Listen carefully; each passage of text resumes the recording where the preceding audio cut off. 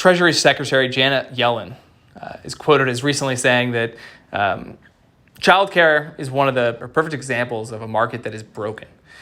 For parents, it's extremely expensive. I think the average was like 16% of someone's income was going towards childcare. And then on the other side, on the provider side, they're barely making ends meet. They're like one of the lowest paid groups of people. And so it's like, well, this market doesn't make sense, right? And we're doing some research or some work with the University of Kansas, and I put together this visualization to help build out a mental model of both supply and demand. And so we're going to look at the big picture and then zoom into some more details here. So this view is the big picture. This is the total demand for childcare in many ways, and how we're deriving that is by looking at the total number of children that have two working parents, and children defined as below 6 years old. So both parents are working, right? And so we can sort of make that leap, right? That someone needs to help. And now we're zooming this up and looking at this on a state-by-state basis to get a little glimpse. And my kid here, Autumn is here in California, and so now let's zoom in more detailed. Let's look at Kansas. And when we look at Kansas, we can see demand is highest in Johnson and in Sedgwick County.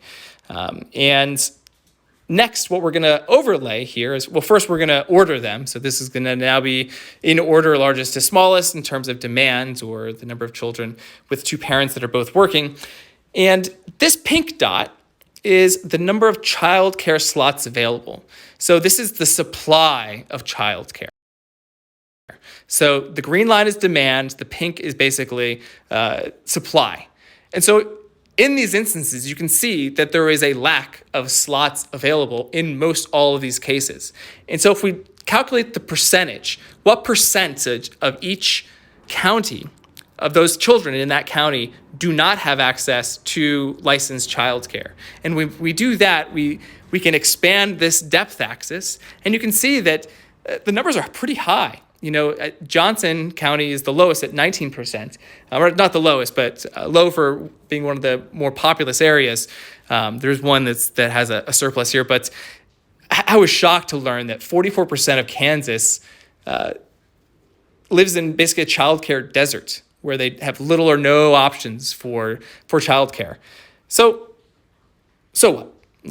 Why does this matter? And the thing we really want you to take away from this is that an impact on childcare ripples through and has an impact to employers, to women, and to families. And so we can look at this change in employment from the first of last year, because COVID, if anything, showed the fragility of the system. So we see this huge drop in employment. All U.S. employers was around 14.5%, childcare around 35%, restaurants, around almost half. And then we see some recovery, right? So things recover, but childcare still hasn't fully recovered, right? They're down 11.8% still compared to January 1st of 2020. And so, the demand for childcare has not changed. So how do we meet that? And I think, as many of you guys figured out, it's people leaving the labor force, right? Making the decision of, okay, well, someone will stay at home and help to raise the kids.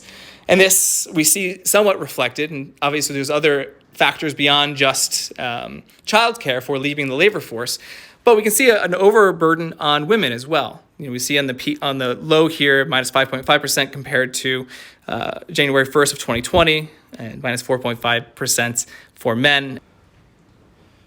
So to counteract this, the U.S. government has issued over $2.2 trillion worth of COVID relief funds. This is in aggregate over time here. And 2.4% of that, or $53 billion total, has gone towards childcare. Now, is that enough? Should more be allocated? And was it allocated equitably? Those are questions to answer. And so, to help start the analysis, and mind you, way more is needed to be done, and the University of Kansas has done a great job at providing a dashboard for people to actually look into the cost of childcare. So to help start the analysis, we're looking here now at every state and the demand for childcare, right? The total number of children that have 2 working parents. Mind you, that's just one quick way to get to that. Now, if we compare that to the blue, the total number of COVID funds, where we set essentially the equivalent height of Texas for fund height compared to demands, and we sort of compare, and we can see some differences. New York's less, and I think there's more to drill into in terms of the equitable distribution. But one thing that really struck me about Kansas, and I think might be true elsewhere, and something to explore further, is that this disproportionately impacts rural areas and minority areas.